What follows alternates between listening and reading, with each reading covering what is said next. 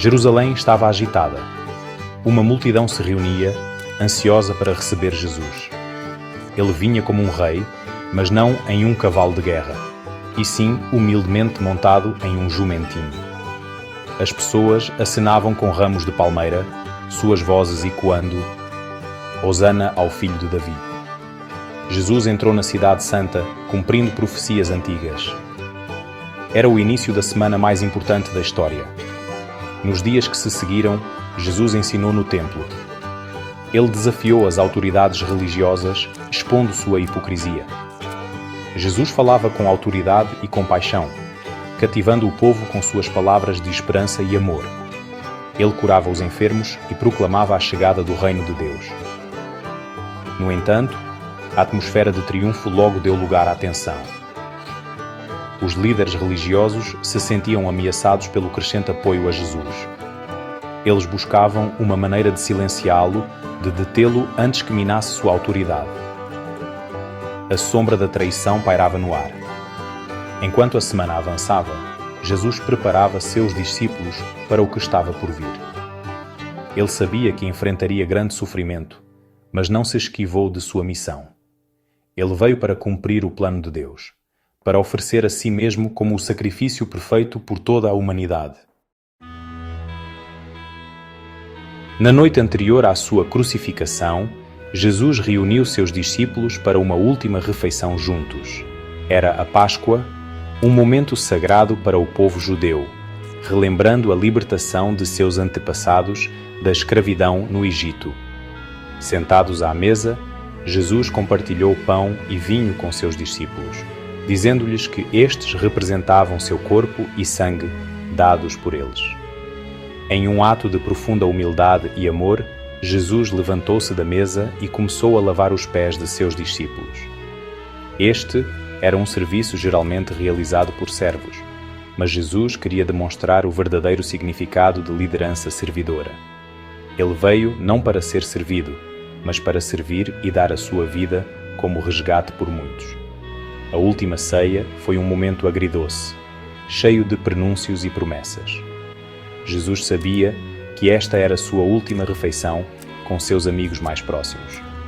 Ele os confortou, assegurando-lhes que não os deixaria órfãos. Ele prometeu enviar o Espírito Santo, que estaria com eles para sempre. Após a refeição, Jesus e seus discípulos foram para o jardim do Getsemane, um lugar familiar onde Jesus costumava orar.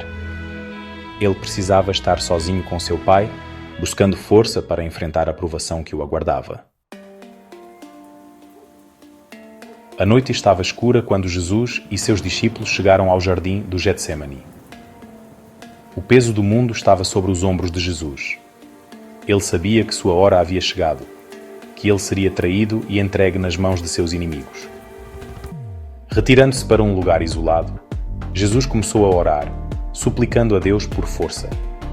Sua angústia era tão profunda que seu suor se tornou como gotas de sangue caindo no chão. Ele se submeteu à vontade do Pai, mesmo sabendo o sofrimento que o aguardava. Enquanto Jesus orava, Judas, um de seus discípulos, aproximou-se com uma multidão armada. Ele havia traído Jesus, entregando-o aos líderes religiosos por 30 moedas de prata.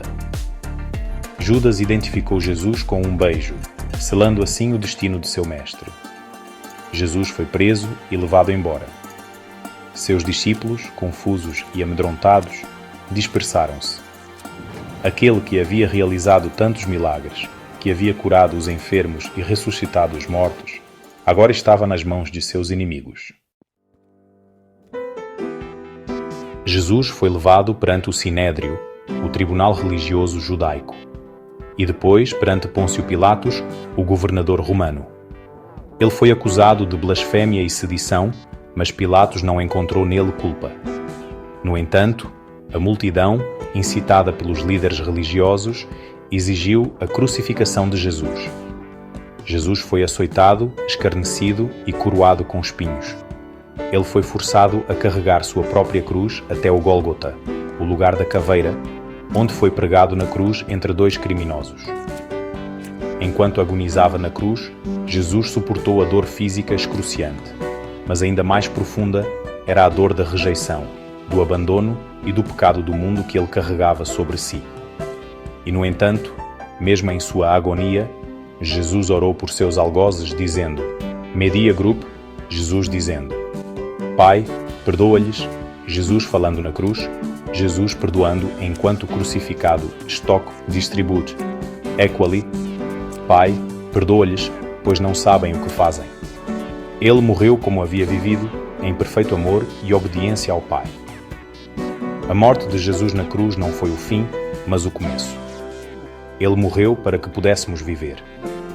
Ele levou sobre si o peso do nosso pecado e nos reconciliou com Deus.